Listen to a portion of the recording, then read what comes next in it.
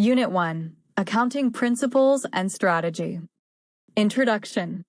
In this unit, we will examine the fundamentals of financial and management accounting. In this unit, we will explore topics like transaction recording, preparation of financial statements, and understanding the basics of auditing and compliance. We will delve into a comprehensive examination of financial reporting, financial statement analysis, and valuation. We will demonstrate the detailed 6-step process for analyzing financial statements and explains how these steps impact share pricing in capital markets. We will also identify key economic characteristics of various industry sectors. We will examine the strategic framework to evaluate company strategies. We examine the process for preparing forecasted financial statements and underscores the importance of financial statement analysis in efficient capital markets, including the link between earnings and share prices. Topic 1. Overview of financial reporting, financial statement analysis, and valuation. In this topic, we will provide an overview of financial reporting, financial statement analysis, and valuation. During our exploration, we will explain the 6 steps involved in financial statement analysis and their relevance to share pricing in capital markets. We will identify the industry economic characteristics for various market sectors.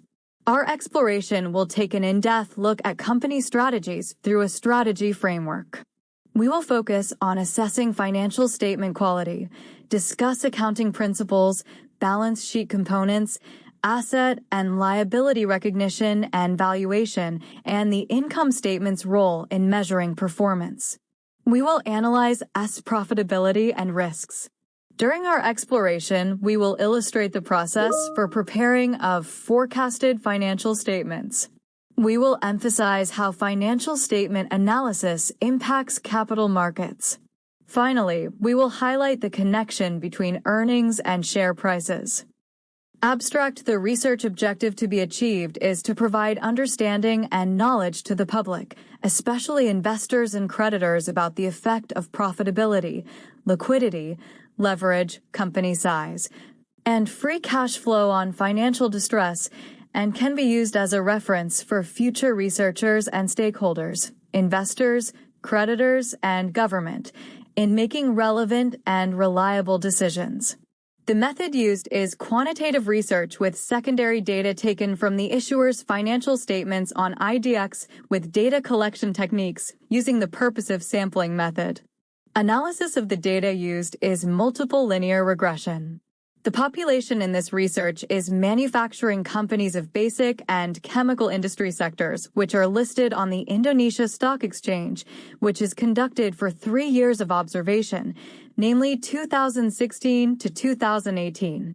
The sample is determined by the purposive sampling method so that as many as 90 samples are obtained. The analysis technique used is the statistical test T and the classic assumption test, which includes normality test, multicollinearity test, heteroscedasticity test, and autocorrelation test. The results of this study indicate that the profitability variable has a positive effect on financial distress. Variable liquidity, leverage, and free cash flow do not affect financial distress. And firm size variables have a negative effect on financial distress keywords: profitability, liquidity, leverage, company size, free cash flow. Financial distress introduction. The global economic crisis is an event in which all sectors of the world market economy experience collapse, digression, and affect other sectors throughout the world. The global economic crisis occurs due to unavoidable market economic problems around the world due to bankruptcy and turbulent economic situations. The most visible sector due to the effects of the global economic crisis is the economic sector from the smallest to the largest, including stock exchanges in the Middle East, Russia, Europe, South America, and North America. No exception in the U.S. itself, investors on the Wall Street Exchange suffered huge losses. In Indonesia, the real sector has been affected by the global crisis. The sectors most affected by the global crisis are those that rely on external tradable demand, such as the manufacturing, agriculture, and mining industries, Compass.com. In addition to the global financial crisis, the start of free trade between ASEAN countries also affected the company's performance. The more freely foreign companies enter Indonesia, the competition between companies is increasing. Companies that cannot survive facing the situation indicate that the company has experienced failure, which is indicated by financial distress. Companies that experience financial distress will experience difficulties in generating profits in a reporting period. Besides that, the company also experiences difficulties in fulfilling its short-term obligations to third parties such as investors, creditors, and employees, Ramawati, 2014. As in manufacturing companies that are not free from financial problems. One of the companies experiencing financial distress is PT Citra Maharlika Nusantara Corpora Tbk. Cipaganti. The company previously named PT Cipaganti Citra Graha Tbk was declared bankrupt on April 27, 2017 because the peace proposal was rejected by the majority of creditors. This bankruptcy case also stems from the PKP Cipaganti status since October 31, 2016. The company's total debt amounts to IDR 245 billion. Another case that befell a company listed on the IDX is PT, Barao Coal Energy, which was sued for bankruptcy by creditors because it failed to pay off maturing debts. PT, Barao Coal Energy Tbk has defaulted its US $450 bond debt maturing on July 8, 2015. The 12.5% coupon bond was issued by Barao Resources Pte Ltd in Singapore and guaranteed by PT, Barao Coal Energy Tbk. The delay in repaying the debt is then interpreted as the inability of the company to settle its debt burden so that it is reported to have gone bankrupt or bankruptcy. According to Platt and Platt, 2002, financial distress has been defined as a decrease or even a condition of decline. Financial distress becomes an interesting topic in the financial sector and financial health companies as an important indicator for users who are interested in knowing more about company performance. Purnamasari, Purwaningsih, Tanjung, and Rahayu.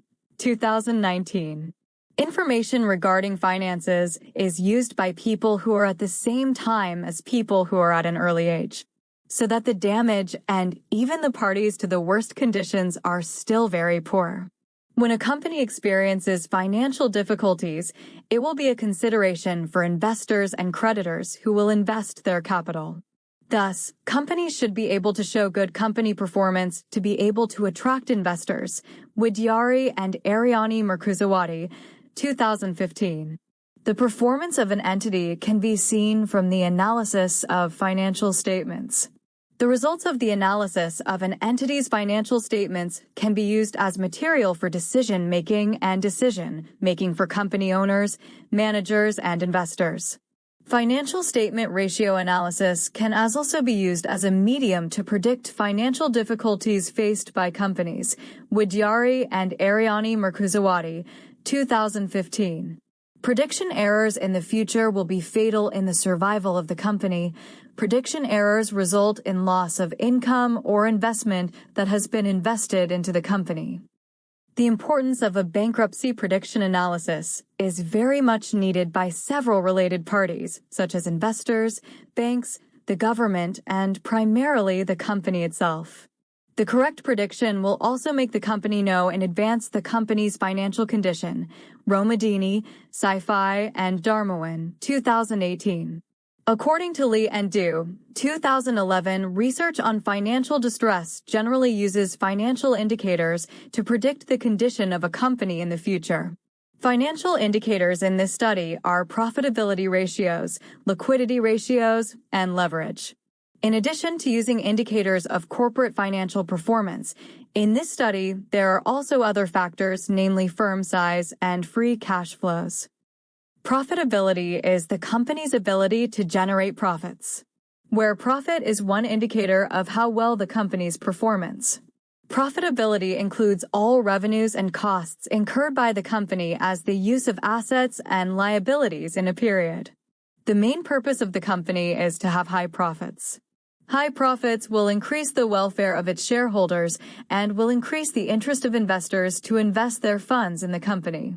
High profits will also illustrate the level of success of the company in carrying out its operational activities.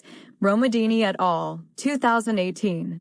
If the level of profitability of the company is getting higher, it is unlikely that the company will experience financial distress. Ananto, Mustica, and Handayani, 2017, and Curry and Banjarnahor, 2018, in their research found that profitability had a negative effect on financial distress, but in Romadini et al., 2018, profitability measured by ROA had no effect on financial distress. In addition to profitability, financial distress can also be predicted through a liquidity ratio. Liquidity ratio is the ratio used to measure how liquid a company is. Casimir, 2012. Short-term creditors are very concerned with this current ratio because the conversion of inventories and accounts receivable to cash is the main source from which companies can wash cash to pay short-term creditors. From the point of view of short-term creditors, the higher the current ratio of companies, the greater the protection. Gamma Uni in Triwahuningshas and Muharram, 2012. Curry and Banjarnahor, 2018, found that liquidity had a negative effect on financial distress, while the results of Romadini et al., 2018, and Sanantia and Merkuzawadi, 2015, in their research found that there was no effect of liquidity on the possibility of financial distress. Besides, financial distress can also be predicted through financial leverage. Leverage ratio is a ratio used to measure the extent to which a company's assets are financed from debt. Leverage indicates an influence on investment rates and investment opportunities in companies where the level of debt of a company will indirectly affect the interests and trust of investors in investing. Romadini et al., 2018. High and low corporate debt will affect the size of the risk of financial distress that will be borne by the company. Romadini et al., 2018, and Curry and Banjarnahor, 2018, in their research found that leverage has a negative effect on financial distress, while research results from Bernardine and Tiffany, 2019, in their research found that there was no effect of leverage on financial distress. In addition to the above ratio, financial distress can also be predicted through firm size. The firm size illustrates how the total assets owned by the company. The greater the company's total assets, the company's financial condition will be more stable and stronger in dealing with the possibility of bankruptcy in the future. Bernardine and Tiffany, 2019, in their research found that there was a significant influence with a negative direction between cash flows in predicting financial distress. In addition, financial distress can also be predicted through stress cash flow. According to Sayari and Mugan, 2017, cash flow has relevant information in identifying the financial health or setbacks of a company. If the company has a good amount of cash flow, then creditors will get the confidence that the company is able to perform its obligations and the company avoids financial distress. Tutliha and Rahayu, 2019. This further illustrates the importance of the role of cash flow in determining the smooth running of company activities. Bernardine and Tiffany, 2019, in their research stated that good free cash flow can minimize the potential for financial difficulties in the future. Literature reviews signaling theory. Signal theory is an action taken by company management to provide instructions to investors about how management assesses the company's prospects. The management will try to improve company performance, where by increasing performance, the company's profits will also increase. Signal theory provides information to external parties about the company's future conditions. Scott, 2014, 305. Information provided by the company can be in the form of good news such as good company conditions, earnings announcements, Dividend distribution and bad news information can be in the form of corporate losses so that they cannot divide dividends, or too much corporate debt, thereby increasing the risk of bankruptcy. Financial distress is a condition in which the company is experiencing financial difficulties. According to Platt and Platt, 2002, financial distress is the stage of decline in financial conditions that occurs before bankruptcy occurs. Information regarding finances is used by people who are at the same time as people, so that damage and even those who have an important role can make an effort to take part in a very destructive life. When the company experiences financial difficulties, it will be a consideration for investors and creditors who will invest. So, the company should be able to show good company performance in order to attract investors. Widyari and Ariani Merkuzawadi, 2015. There are 3 approaches to assessing a company's financial vulnerability. Saji, 2018, in Purnamasari et al., 2019, said that the 3 approaches are statistical approaches based on the inequality between current assets and short-term liabilities, both the functional approach and the third approach to the Z-score approach. The Altman Z-score bankruptcy risk prediction model is a multivariable equation used by Altman in order to predict the bankruptcy rate of a company. Altman uses a statistical model called discriminate analysis. To be precise, is multiple discriminate analysis, MDA. MDA came into use in biological research in the 1930s. In the MDA, the sample is divided into 2 groups. In this case, the companies that are bankrupt and the companies that are not bankrupt. This Z-score analysis was developed in 1968 by Edward I. Altman. In his research, Altman, 1968, took a sample of 66 public manufacturing companies located in America consisting of 33 companies that went bankrupt and 33 companies selected randomly that never went bankrupt. Altman calculated 22 ratios to test. From this number, only the 5 ratios that have the strongest correlation with bankruptcy are selected. Altman formed 3 Z-score formulas where the 3 formulas are intended for 3 different company categories, namely for publicly listed companies, closed companies, and for non-manufacturing public companies. This study uses the Altman score model for a public manufacturer company, such as Purnamasari et al., 2019, where shares of a company are traded openly or listed on a stock exchange. The formula used is as follows. Z equals 1, 2, x1, plus 1, 4, x2, plus 3, 3, x3, plus 0, 6, x4, plus 1, 0, x5, information. Z equals bankruptcy index, x1 equals working capital / total assets, x2 equals retained earnings / total assets, x3 equals earning before interest and taxes / total assets, x4 equals market value of equity / book value of debt, x5 equals sales / total assets score condition, 2.99 not bankrupt, 1.81 to 2.99 gray area.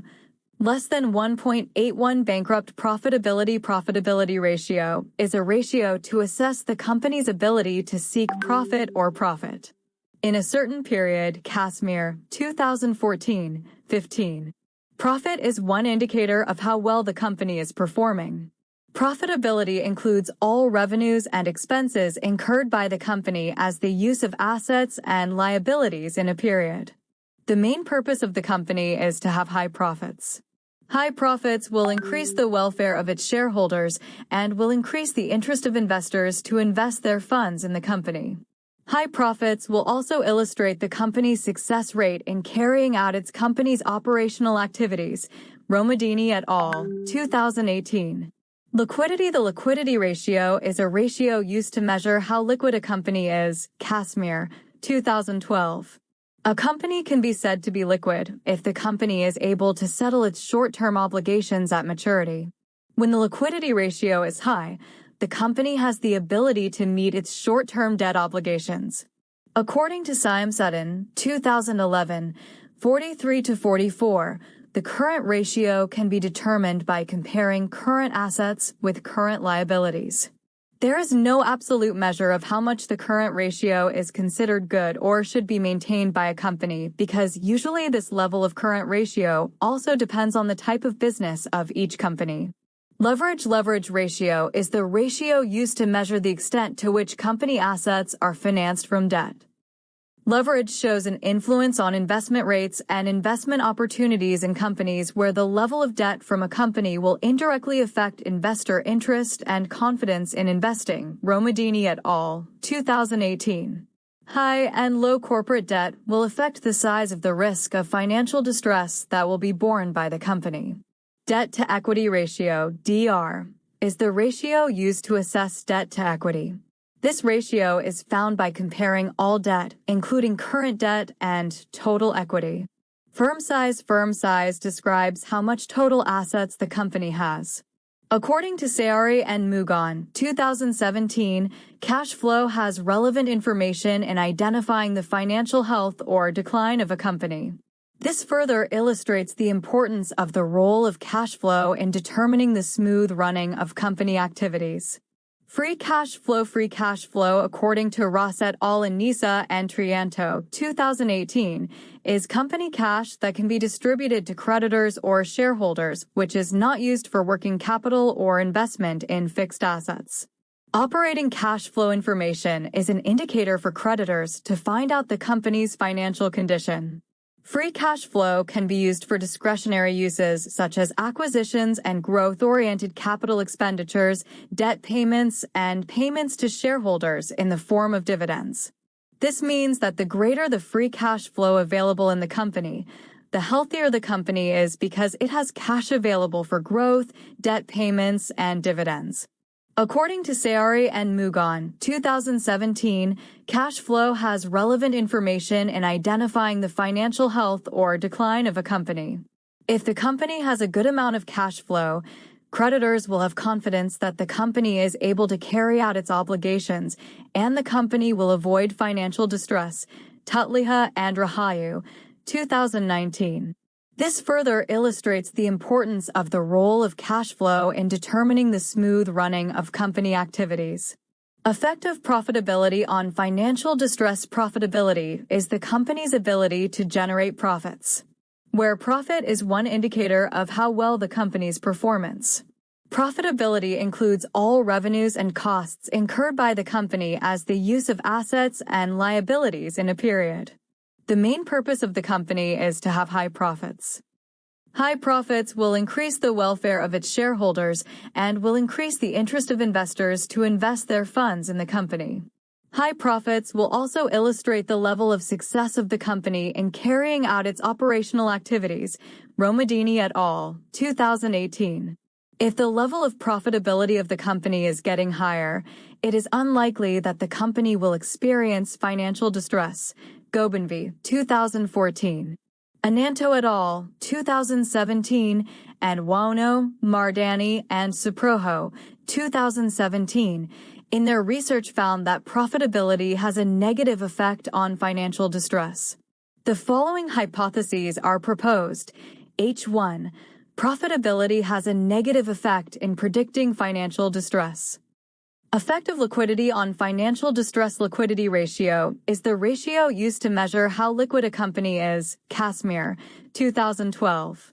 A company can be said to be liquid if the company is able to settle its short-term obligations when due.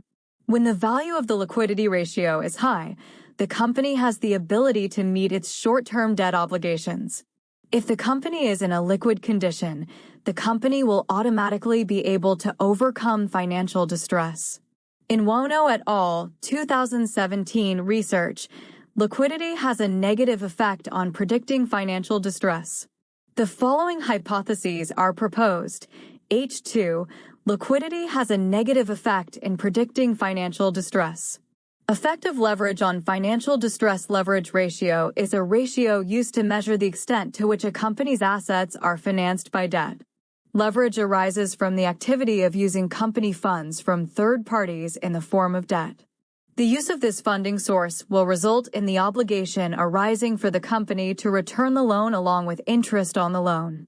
If this situation is not matched by a good company income, it is likely that the company will easily experience financial distress. Gobin 2014. Romadini et al. 2018. In his research found the results that leverage affects financial distress. The following hypotheses are: H3. Leverage has a negative effect in predicting financial distress. Effect of firm size on financial distress. The size of a company illustrates how big the total assets owned by the company. Companies that have a large total assets show a positive signal for creditors because the company will easily diversify and be able to pay off obligations in the future, so the company can avoid financial distress. In research, Suslowati, Sofianti, and Suckermanto 2017 said that company size has a negative effect on financial distress. The following hypotheses are proposed. H4. Firm size has a negative effect in predicting financial distress. Effect of free cash flow on financial distress. Operating cash flow information is an indicator for creditors to find out the company's financial condition. If the company has a good amount of cash flow, then creditors will get the confidence that the company is able to carry out its obligations and the company avoids financial distress. The following hypotheses are proposed. H5. Free cash flow has a negative effect in predicting financial distress. Research method definition and operationalization of variables. Dependent variable Altman forms 3 z-score formulas, in which the 3 formulas are for 3 different categories of companies, namely for publicly traded companies, closed companies, and for non-manufacturing public companies. This study uses the Altman score model for public manufacturing companies, as in the research Purnamasari et al. 2019. Where shares of a company are traded openly or listed on a stock exchange. The formula used is as follows. Z equals 1, 2, x1, plus 1, 4, x2, plus 3, 3, x3, plus 0, 6, x4, plus 1, 0, x5, information. Z equals bankruptcy index. X1 equals working capital / total assets. X2 equals retained earnings / total assets. X3 equals earning before interest and taxes / total assets. X4 equals market value of equity / book value of debt. X5 equals sales / total assets. Independent variable profitability ratios are ratios to assess a company's ability to look for profits or profits for a certain period. The ratio used in this study is return on assets, ROA, with calculations Casimir 2019 ROA equals net profit / total assets. Liquidity ratio is the ratio used to measure how liquid a company is. Casimir 2012. The formula of the current ratio, Siam Sutton 2011. 43 current ratio equals current asset current liabilities. Leverage. The solvency ratio is a ratio used to measure the extent to which a company's assets are financed with debt. The ratio used in this study is debt to equity ratio, DR, with calculations Casimir 2019 DR equals total debt equity. Firm size asset value is used to measure the firm size.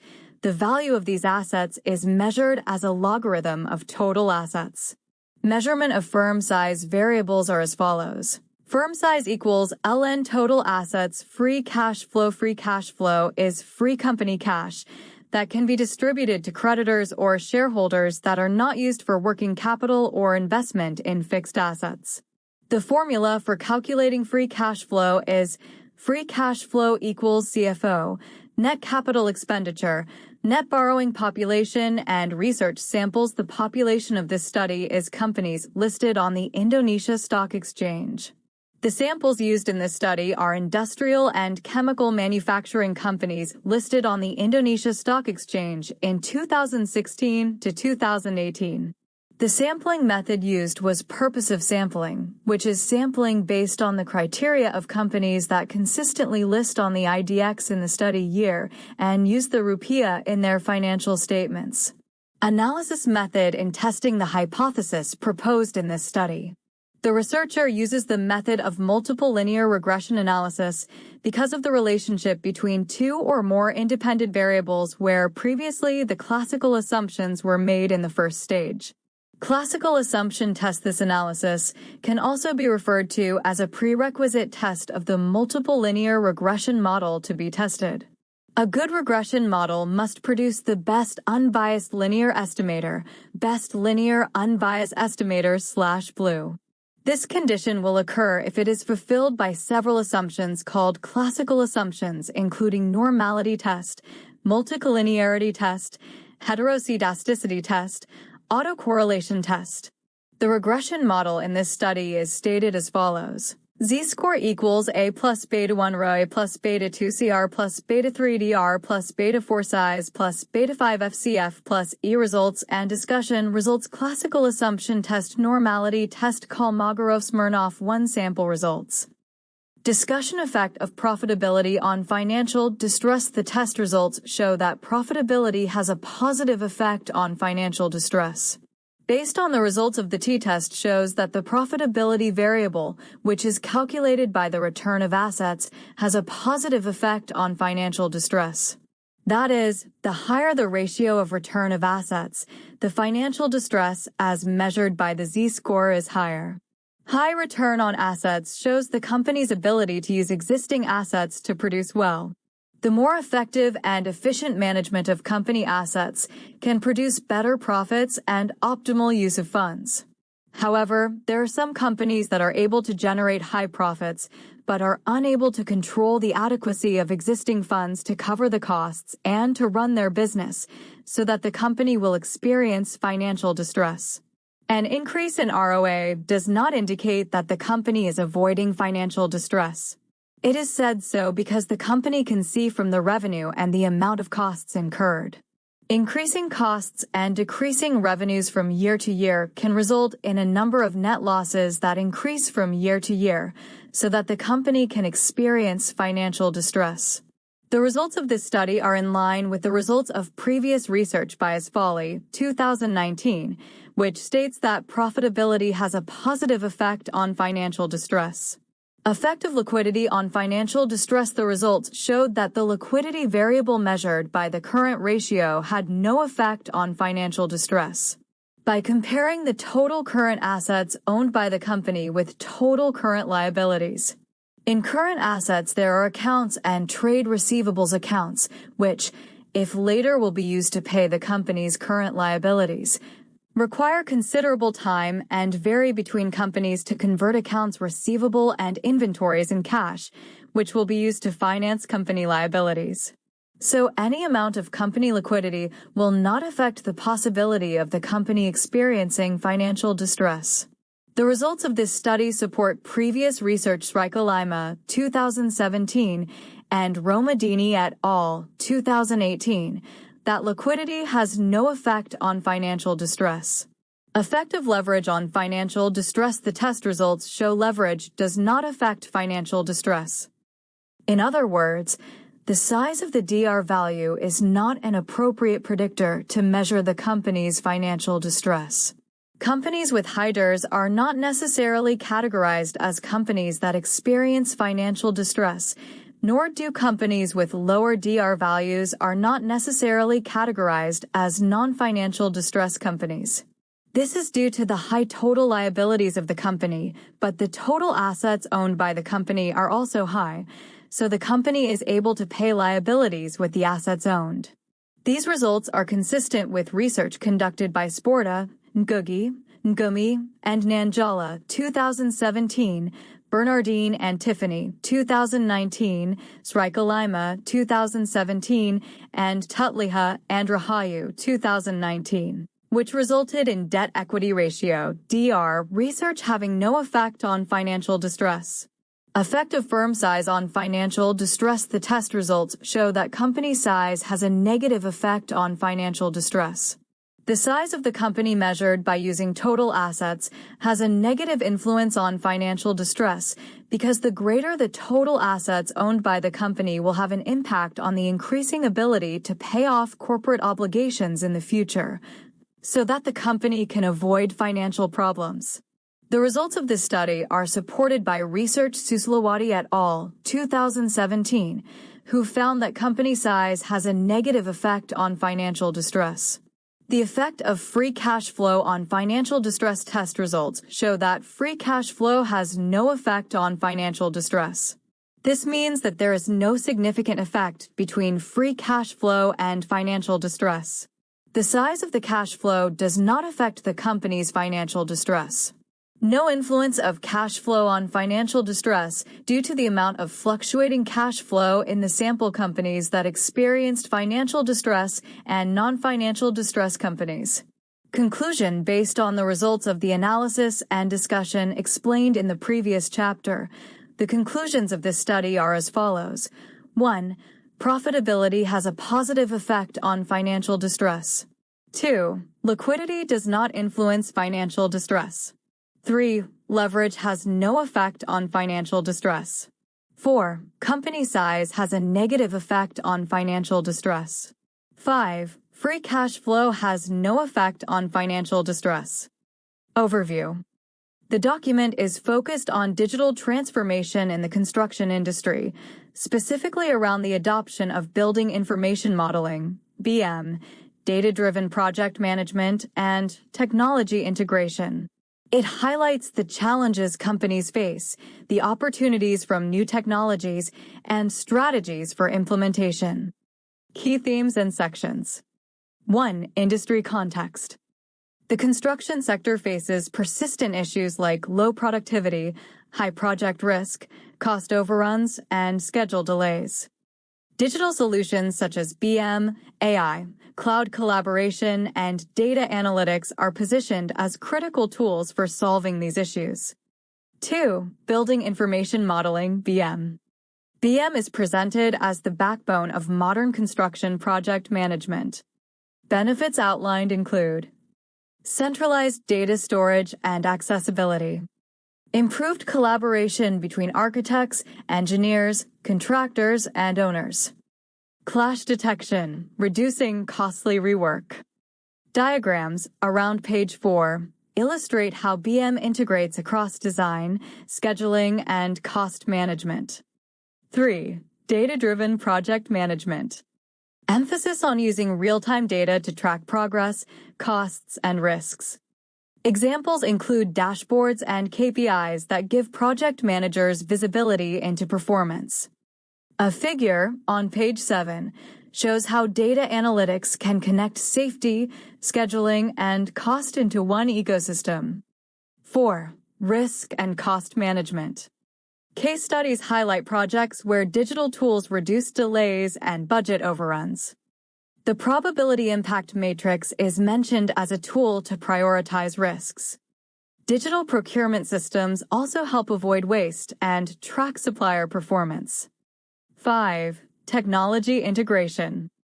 Tools discussed include drones for site inspections, IoT sensors for monitoring equipment and worker safety, AI and machine learning for predictive analytics, e.g., forecasting schedule delays. Cloud-based platforms to centralize communication. Table on page 9 compares traditional versus digital project workflows. 6. Implementation challenges. Barriers include resistance to change, high upfront costs, and the need for staff training. Success depends on leadership buy-in, phased adoption, and strong change management. 7. Conclusion. Digital transformation is not optional. It is becoming essential for competitiveness. Companies that adopt BIM and data-driven strategies are better positioned to deliver on time, within budget, and at higher quality. A strong recommendation is made for construction firms to align their project strategies with digital-first approaches. Takeaways. BIM and digital tools can revolutionize construction, but adoption must be managed carefully. Data integration across project life cycles reduces risks and enhances decision-making. The construction industry's future success depends on embracing technology while addressing cultural and organizational barriers. Topic 2. Understanding the income statement and balance sheet. This topic will explore the essential concepts in financial reporting and introduce the mixed attribute measurement model. We will emphasize the roles of both the income statement and balance sheet in financial analysis. We will discuss the trade-off between relevance and representational faithfulness in financial reporting. We will compare historical cost and fair value as key valuation methods. We will explore how asset and liability valuations are applied under U.S. GAAP and IFRS. Finally, we will explore income recognition through various approaches and examine the evolution of the mixed attribute measurement model, including the treatment of income taxes and the reporting and measurement of tax expenses. What is a balance sheet? The balance sheet is one of the three main financial statements, along with the income statement and cash flow statement. While income statements and cash flow statements show your business's activity over a period of time, a balance sheet gives a snapshot of your financials at a particular moment. It incorporates every journal entry since your company launched. Your balance sheet shows what your business owns, assets, what it owes, liabilities, and what money is left over for the owner's equity. Because it summarizes a business's finances, the balance sheet is also sometimes called the statement of financial position. Companies usually prepare one at the end of a reporting period, such as a month, quarter, or year. The purpose of a balance sheet. Because the balance sheet reflects every transaction since your company started, it reveals your business's overall financial health. Investors, business owners, and accountants can use this information to give a book value to the business, but it can be used for so much more. At a glance, you'll know exactly how much money you've put in or how much debt you've accumulated. Or you might compare current assets to current liabilities to make sure you're able to meet upcoming payments. The information in your company's balance sheet can help you calculate key financial ratios, such as the debt-to-equity ratio, a metric which shows the ability of a business to pay for its debts with equity, should the need arise. Even more immediately applicable is the current ratio, current assets/current liabilities. This will tell you whether you have the ability to pay all your debts in the next 12 months. You can also compare your latest balance sheet to previous ones to examine how your finances have changed over time. You'll be able to see just how far you've come since day one. What goes on a balance sheet? At a high level, a balance sheet works the same way across all business types. They are organized into three categories: assets, liabilities, and owner's equity. Assets. Let's start with assets, the things your business owns that have a dollar value. List your assets in order of liquidity, or how easily they can be turned into cash, sold, or consumed.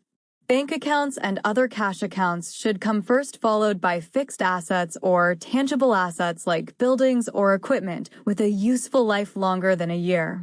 Even intangible assets like intellectual properties, trademarks, and copyrights should be included. Anything you expect to convert into cash within a year are called current assets. Current assets include money in a checking account, money in transit, money being transferred from another account, accounts receivable, money owed to you by customers, short-term investments, inventory, prepaid expenses, cash equivalents, currency, stocks, and bonds. Long-term assets, or non-current assets, on the other hand, are things you don't plan to convert to cash within a year. Long-term assets include buildings and land, machinery and equipment, less accumulated depreciation, intangible assets like patents, trademarks, copyrights, and goodwill. You would list the market value of what fair price a buyer might purchase these for. Long-term investments. Let's say you own a vegan catering business called Where's the Beef? As of December 31st, your company assets are money in a checking account, an unpaid invoice for a wedding you just catered, and cookware, dishes, and utensils worth $900. Here's how you'd list your assets on your balance sheet. Assets. Bank account, $2,050. Accounts receivable, $6,100. Equipment, $900. Total assets, $9,050. Liabilities. Next come your liabilities, your business's financial obligations and debts.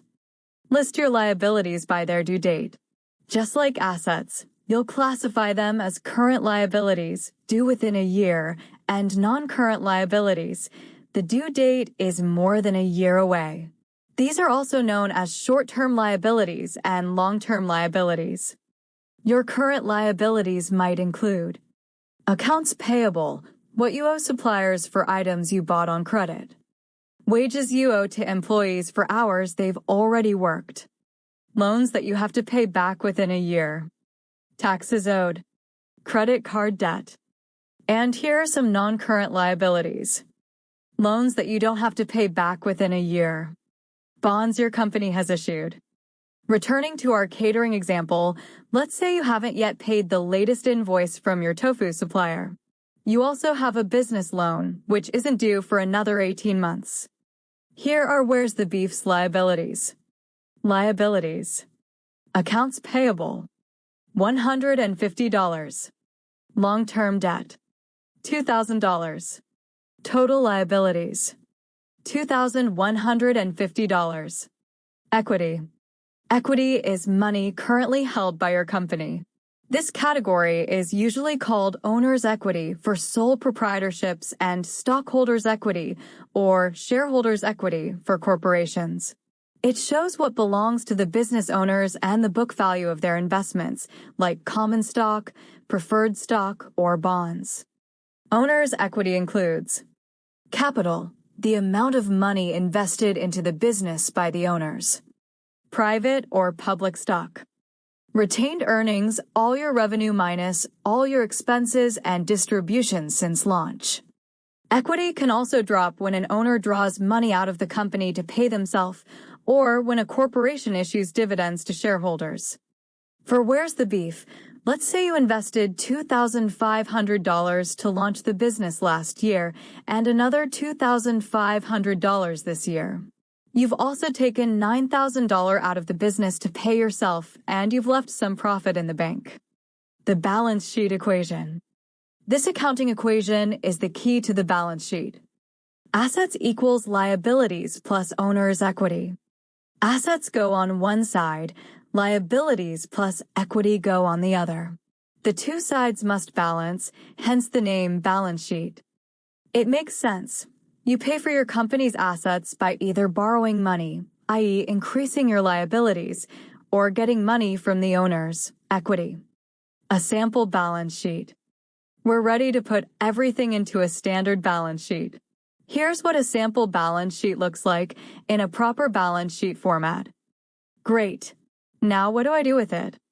Because the balance sheet reflects every transaction since your company started, it reveals your business's overall financial health. At a glance, you'll know exactly how much money you've put in or how much debt you've accumulated.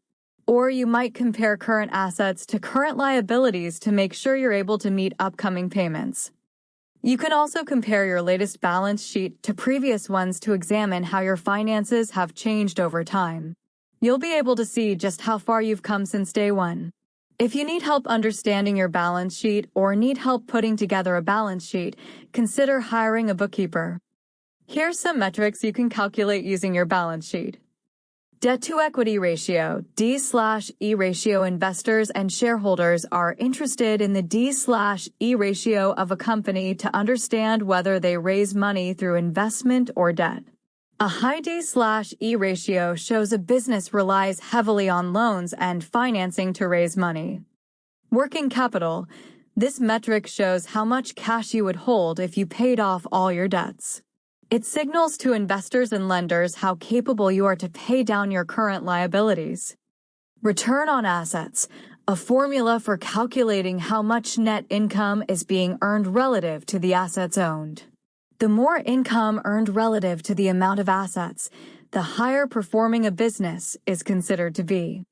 Next, we'll cover the three most important ratios that you can calculate using your balance sheet: the current ratio, the debt-to-equity ratio, and the quick ratio. The current ratio. Can your company pay its debts? The current ratio measures the liquidity of your company, how much of it can be converted to cash and used to pay down liabilities. The higher the ratio, the better your financial health in terms of liquidity. The ratio for finding your current ratio looks like this. Current ratio equals current assets / current liabilities. You should aim to maintain a current ratio of 2-to-1 or higher, meaning your company holds twice as much value in assets as it does in liabilities. If you had to, you could pay off all the money you owe 2 times over. Once you drop below a current ratio of 2-to-1, your liquidity isn't looking so good. And if you dip below 1:1, you're entering hot water. That means you don't have enough liquidity to pay off your debts. You can improve your current ratio by either increasing your assets or decreasing your liabilities. The quick ratio. Also called the acid test ratio, the quick ratio describes how capable your business is of paying off all its short-term liabilities with cash and near-cash assets. In this case, you don't include assets like real estate or other long-term investments. You also don't include current assets that are harder to liquidate, like inventory. The focus is on assets you can easily liquidate. Here's how you get the quick ratio. Quick ratio equals cash and cash equivalents plus marketable securities plus accounts receivable / current liabilities. If your ratio is 1-to-1 or better, you're sitting pretty. That means you've got enough quick-to-liquidate assets to cover all your short-term liabilities in a pinch. The debt-to-equity ratio. Similar to the current ratio and quick ratio, the debt-to-equity ratio measures your company's relationship to debt. Only, in this case, the key value is your total equity. This ratio tells you how much your company depends upon equity to keep running versus how much it depends on outside lenders. It's calculated like this. Debt-to-equity ratio equals total outside liabilities / owner or shareholders' equity. Generally speaking, a 2-to-1 ratio is considered acceptable. If the ratio gets bigger, you start running into trouble. It means your business relies heavily on debt to keep running, which turns off investors. The higher the ratio, the higher the chance that, in the event you need to pay off your debt, you'll use up all your earnings and cash flows, and investors will end up empty-handed. Examples of balance sheet analysis. We'll do a quick, simple analysis of 2 balance sheets so you can get a good idea of how to put financial ratios into play and measure your company's performance. Summary. Annie's Pottery Palace, a large pottery studio, holds a lot of its current assets in the form of equipment, wheels and kilns for making pottery. Accounts receivable play a relatively minor role. Liabilities are few. A small loan to pay off within the year, some wages owed to employees, and a couple $1,000s to pay suppliers. Annie's is a single-member LLC. There are no shareholders, so her equity includes only her initial investment, retained earnings, and Annie's draw for $1,000. Ratio analysis. Current ratio, 22,000/7, 000 equals 3.14-to-1. Annie's current ratio is very healthy. If necessary, her current assets could pay off her current liabilities more than 3 times over. Quick ratio, 6,000/7, 000 equals 0.85-to-1. Her quick ratio isn't looking so hot, though. Annie's currently sitting just below 1:1, meaning she wouldn't be able to quickly pay off debt. Debt-to-equity ratio, 7,000/15, 000 equals 0.46-to-1. Annie's debt-to-equity looks good. She's got more than twice as much owner's equity than she does outside liabilities, meaning she's able to easily pay off all her external debt. Final analysis. Annie is able to cover all of her liabilities comfortably until we take her equipment assets out of the picture. Most of her assets are sunk in equipment rather than quick-to-cash assets. With this in mind, she might aim to grow her easily liquidated assets by keeping more cash on hand in the business checking account. That being said, her owner's equity is more than capable of covering her debt, so this problem shouldn't be difficult to fix. It would be wise for Annie to take care of it before applying for loans or bringing on investors. Summary. A lot of Bill's assets are tied up in inventory, his large collection of books. The rest mostly consists of long-term investments and intangible assets. Bill's book barn is famous among collectors of rare fly-tying manuals. A business consultant valued his list of dedicated returning customers at $10,000. He doesn't have a lot of liabilities compared to his assets, and all of them are short-term liabilities, meaning he'll need to pay off that $17,000 within a year. Finally, since Bill is incorporated, he has issued shares of his business to his brother Garth. Currently, Garth holds a $12,000 share in the business, a little shy of half its total equity. Ratio analysis. Current ratio 30,000/17,000 equals 1.76 to 1. Since long-term investments and intangible assets are tough to liquidate, they're not included in current assets, meaning Bill has $30,000 in assets he can more or less easily use to cover his liabilities. His ratio of 1.76 to 1 isn't great. It doesn't leave much wiggle room if he wants to pay off his liabilities. But it isn't terrible either. He's just shy of a healthy 2 to 1 ratio. Quick ratio 7,000/17,000 equals 0.41 to 1. Bill's quick ratio is pretty dire. He's well short of paying off his liabilities with cash and cash equivalents, leaving him in a bind if he needs to take care of that debt ASAP. Debt-to-equity ratio 17,000/15,000 equals 1.13 to 1. Once we take into account his $13,000 owner's draw, Bill's owner's equity comes to just $15,000, shy of his $17,000 in debt. Remember, an acceptable debt-to-equity ratio is 2 to 1. Bill is falling short of acceptable. If he had to pay off all his debts quickly, his equity wouldn't cover it, and he'd need to dip into his company's income. That makes his business unattractive to potential investors. Unless he changes course, Bill will have trouble getting financing for his business in the future. Summary analysis. Bill's ratios don't look great, but there's hope.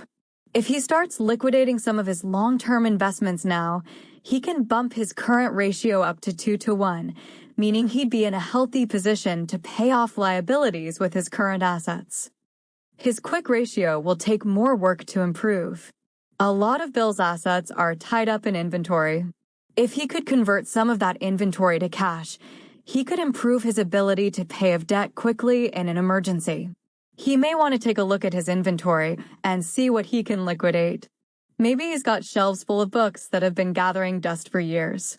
If he can sell them off to another bookseller as a lot, maybe he can raise the $10,000 cash to become more financially stable. Finally, unless he improves his debt-to-equity ratio, Bill's brother Garth is the only person who will ever invest in his business. The situation could be improved considerably if Bill reduced his $13,000 owner's draw. Unfortunately, he's addicted to collecting extremely rare 18th century guides to bookkeeping. Until he can get his bibliophilia under control, his equity will continue to suffer. Balance sheets can tell you a lot of information about your business and help you plan strategically to make it more liquid, financially stable, and appealing to investors. But unless you use them in tandem with income statements and cash flow statements, you're only getting part of the picture. Learn how they work together with our complete guide to financial statements. Topic 3. Understanding the statement of cash flows. In this topic, we will explore the purpose of the statement of cash flows and distinguish it from the income statement. We will examine the significance of cash flows in financial analysis and illustrate how firms at various stages of their life cycle generate and utilize cash. We will also explore the relationship between net income, balance sheets, and cash flows, and their impact on financial analysis. We will delve into the operating section of the statement of cash flows and the correlation between net income and cash flows from operating activities.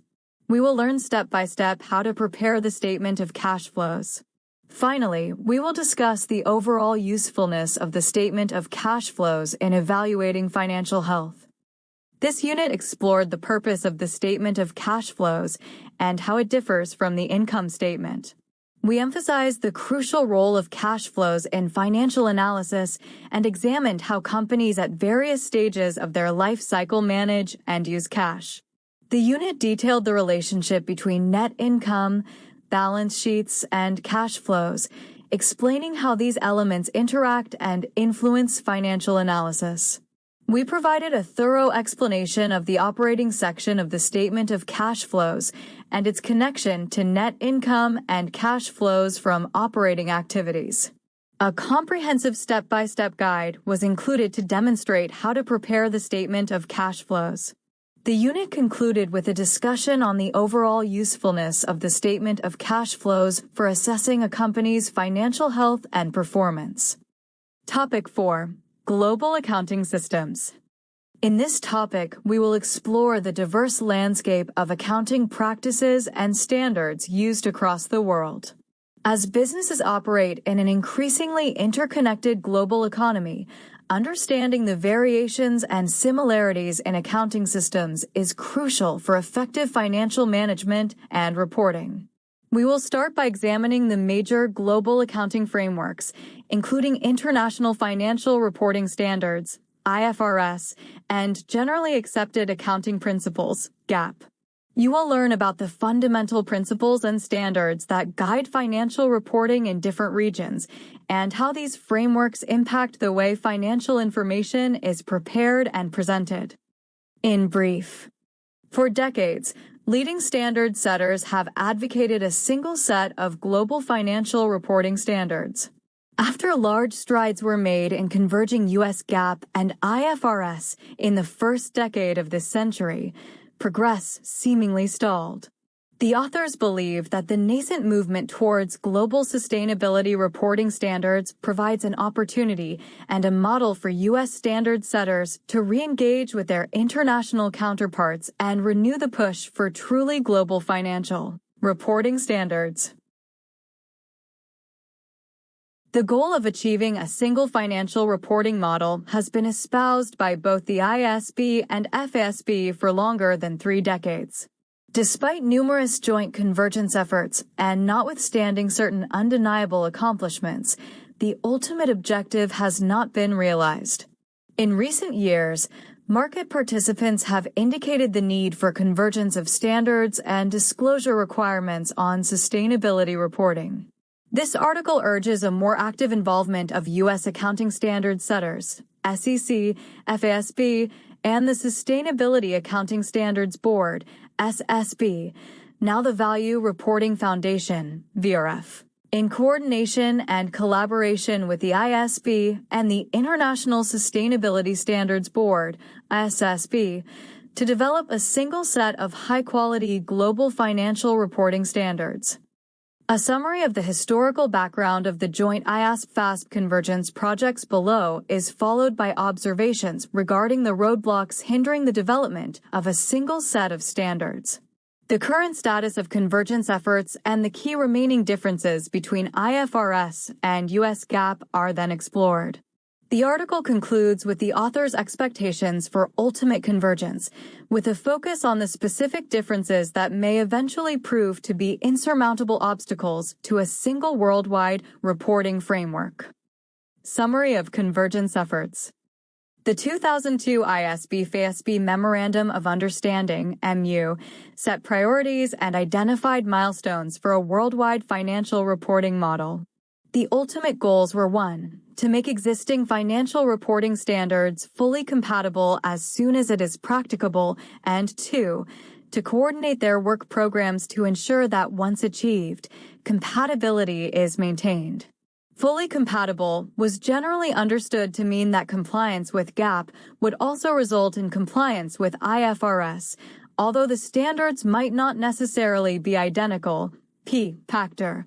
What have ISB and FASB convergence efforts achieved? Journal of Accountancy, January 31, 2013. The development of a single set of high-level global accounting standards was expected to improve the transparency and comparability of financial reporting, expand direct investment opportunities, increase capital market resources to lower costs of capital, and consequently facilitate worldwide economic growth. The economic arguments for unified financial reporting standards have been widely discussed. See The Economic Effects of IFRS Adoption by Barry J. Epstein, The CPA Journal, March 2009, pages 26 to 31. The momentum towards convergence reached a climax of sorts in 2007 when the SEC permitted foreign registrants to report under IFRS without presenting reconciliations to U.S. GAAP in Forms 20-F. This enhanced hopes that IFRS could actually become the principal financial reporting regime for U.S. reporting entities. Momentum was seriously slowed subsequent to 2008, however, as a result of the financial pressures from the global financial crisis, as well as a new administration that evidenced lessened enthusiasm for convergence, let alone for IFRS adoption. The use of IFRS for reporting by domestic registrants was proposed by the SEC in 2008, but not acted upon. Although the anticipation of uniformity probably contributed to the flurry of convergence efforts during the 1990s and 2000s, perhaps also propelling the adoption of IFRS in other jurisdictions. Nevertheless, the formal convergence process was discontinued in 2012 consequent to the publication of the SEC Final Staff Report for consideration of incorporating IFRS into the financial reporting system for U.S. issuers.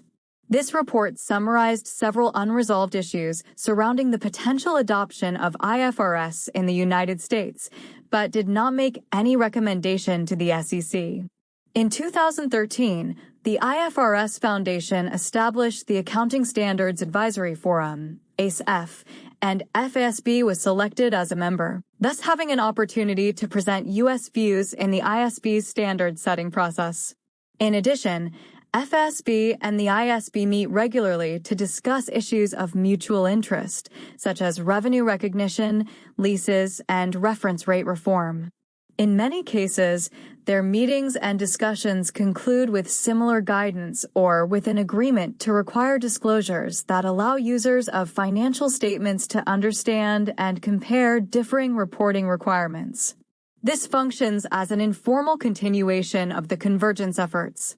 Their final guidance discusses broad differences between the IFRS and FASB reporting, further supporting comparability. A comparison of the SEC's 2010-15 and 2018-20 strategic plans reveals a reduced emphasis on and expectation for convergence of reporting regimes contrasted with the past, more optimistic era. The public interest merit of convergence is based on the expectation that a single set of global financial reporting standards would lower the cost of capital and reduce international reporting costs, bringing benefits to investors, the global financial markets, and the economy. Converged standards should include sustainability disclosures because investors and other providers of capital need to assess the risks and opportunities facing companies that arise from environmental, social, and governance (ESG) issues, to the extent that these affect companies' values. Current status. Exhibit 1 illustrates the results of key FASB-ISB convergence projects. There have been notable successes, such as the standards on fair value measurement and revenue from contracts with customers. Several short-term convergence projects also resulted in converged, fully compatible standards, namely those on borrowing costs, discontinued operations, the fair value option, operating segments, and share-based payments. Others concluded with partial success, but with some differences remaining. There have also been notable near misses or failures, e.g., lease accounting, derecognition of financial assets. The author's analysis of IFRS U.S. GAAP differences in Exhibit 1 only includes outcomes of key projects. Several convergence projects were discontinued or put on the back burner after 2014, including some that would have addressed fundamental issues in financial reporting.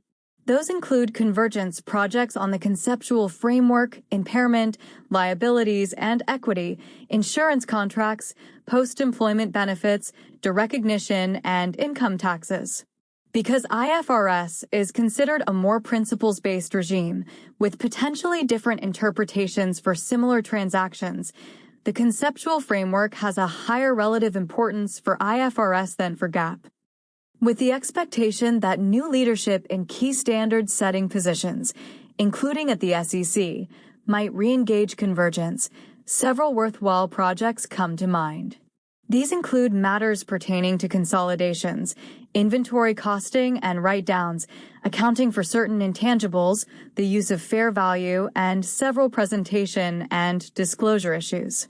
Exhibit 2 enumerates the key differences between GAAP and IFRS that might be addressed by future convergence projects. Disclosure of non-financial information. The movement toward the blending of financial and non-financial information has accelerated recently, with Europe leading the way.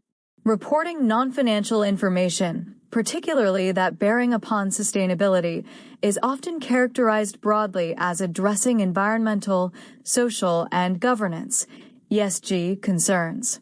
Several different sustainability reporting frameworks are currently in use.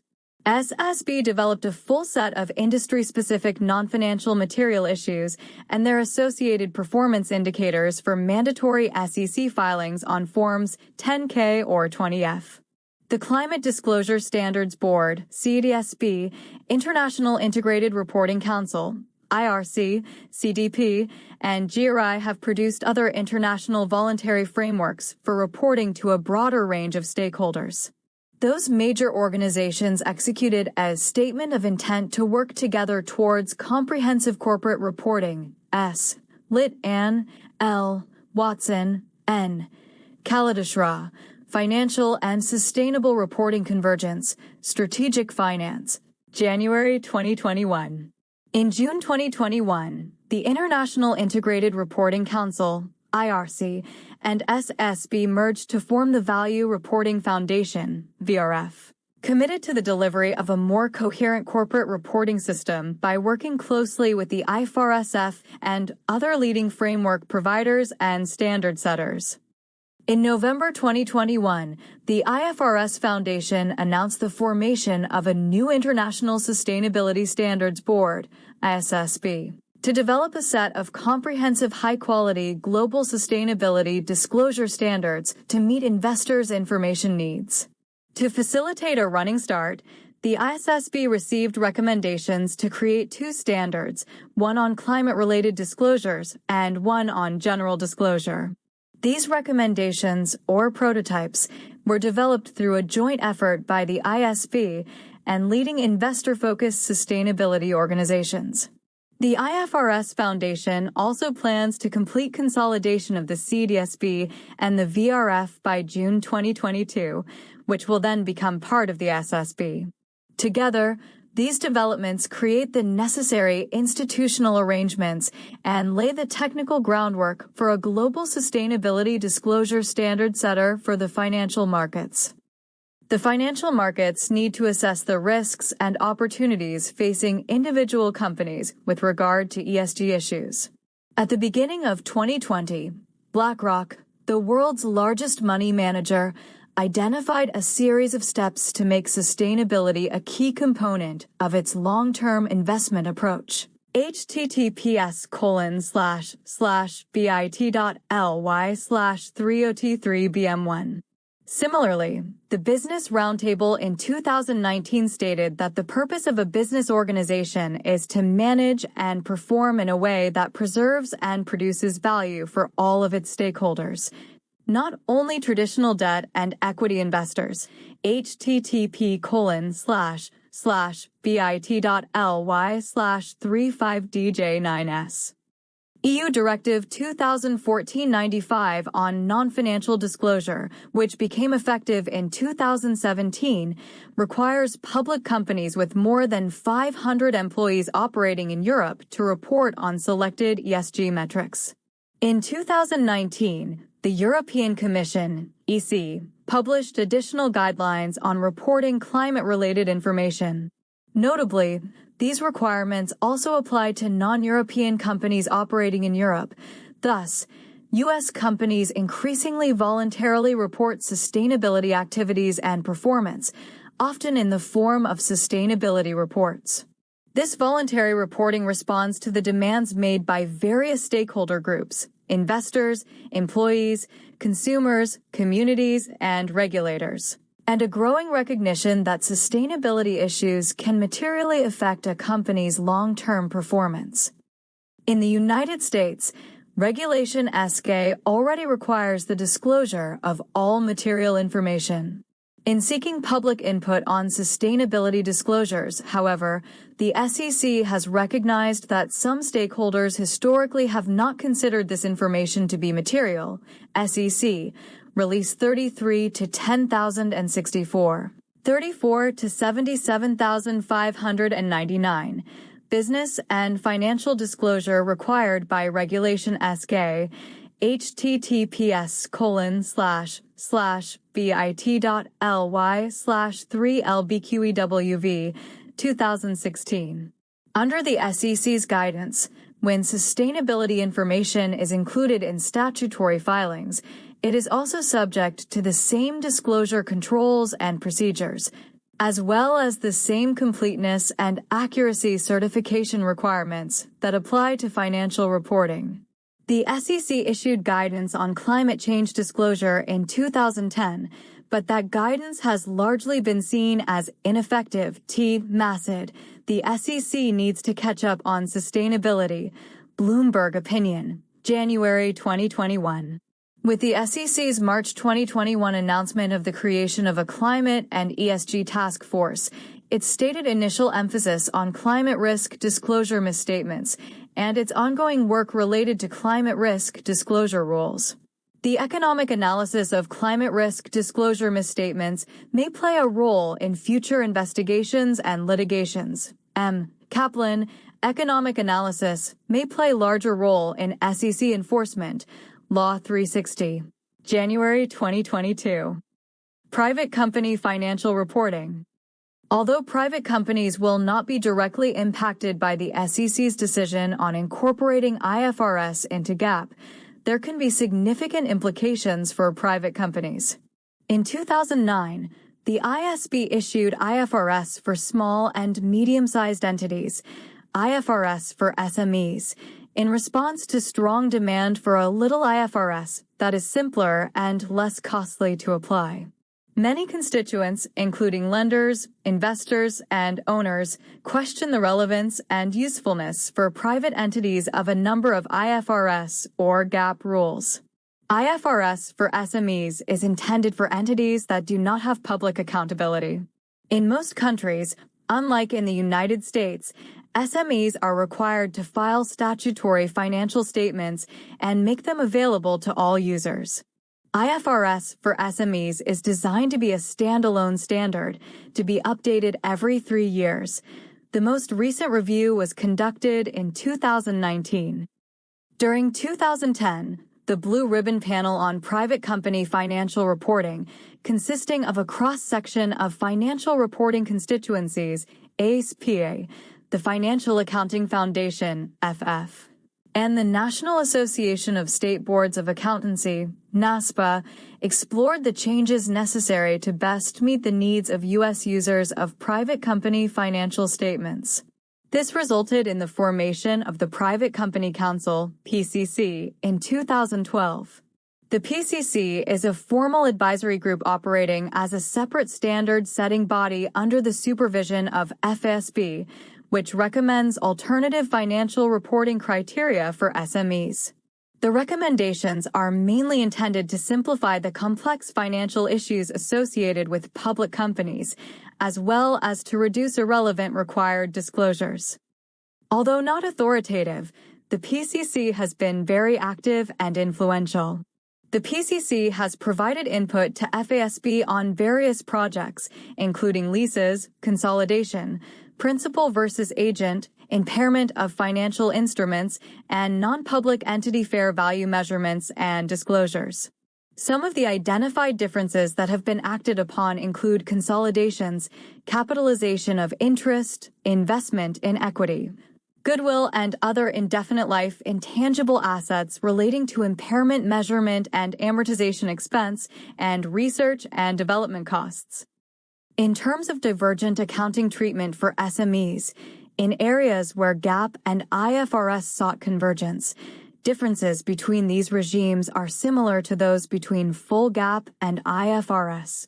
Other differences involve the LIFO inventory method, which is not allowed under IFRS SME, the reversal of inventory losses due to the application of the lower of cost and net realizable value, LCNRV, which was disallowed under US SME GAAP, the threshold criteria for contingent liabilities, which differs in similar fashion as between full GAAP and IFRS, and equity investments termed as mezzanine equity, e.g., put option bonds and redeemable preferred stock, which are treated as liabilities. Under IFRS SME and stockholders' equity under US SME GAAP.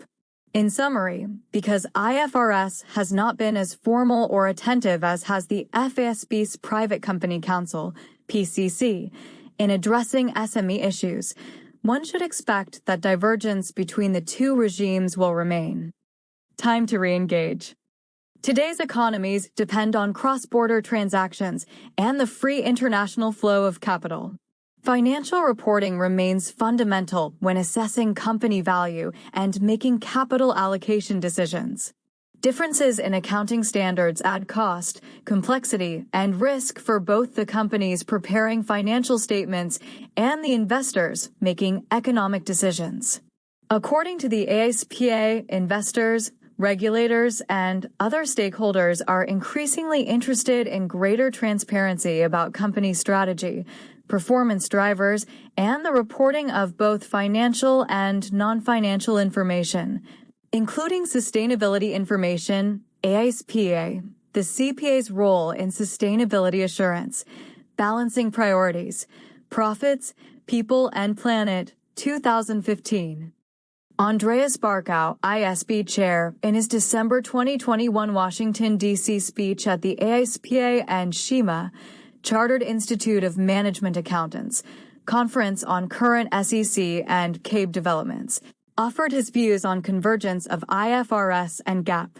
Barkow said that keeping converged standards converged and preserving what our predecessors achieved is an ongoing challenge, but is an obligation to our stakeholders. He also emphasized the growing importance of sustainability issues in financial reporting. To address sustainability issues, the ISB will work in close cooperation with the newly established SSB, ensuring connectivity and compatibility between IFRS accounting standards and the ISSB standards. IFRS Sustainability Disclosure Standards, to facilitate seamless reporting by companies to provide investors with a comprehensive, decision-useful set of information. Although market demand for sustainability information and reporting is on the rise, internal stakeholders, e.g., management, staff, board members, as well as external stakeholders, e.g., investors, analysts, non-governmental organizations, regulators, often do not have the same level of confidence in the reliability, utility, and quality of currently available sustainability information as they do in traditional financial data. The latter is bolstered by the widespread use of common accounting standards, effective internal controls, sound data governance, well-established regulatory oversight, rigorous external audits, and broad market acceptance, RHRs. BJ Monterio, JC Thompson, leveraging the COSO internal control, the integrated framework to improve confidence in sustainability performance data, September 2017, https://bit.ly/3GW7PZS. In 2019, 90% of the companies in the S&P 500 index provided some sort of sustainability report, but without regulatory requirements, many of these reports offered little useful information. Voluntary sustainability reports, based on alternative disclosure frameworks, offer little clarity regarding which should be used, and thus may not be comparable. This is compounded because companies can choose different time periods on which to report, may elect to report on different indicators in varying formats, and often employ boilerplate language, panel discussion on integrated reporting. A practical perspective from preparers and practitioners, the CPA Journal, July 2017. Voluntary standards can emphasize ratings over information, resulting in questionable judgments, Massid, 2021. U.S. standard setters have for many years been strong leaders in international efforts to develop a core set of accounting standards that can serve as a framework for financial reporting and cross-border offerings. The case has repeatedly been made that issuers wishing to raise capital in more than one country are faced with increased compliance costs and the inefficiencies of preparing multiple sets of financial statements to comply with different jurisdictional accounting requirements. The formation of the SSV and plans for consolidating various international sustainability frameworks are responses to the growing demand for streamlined and formalized corporate sustainability disclosures.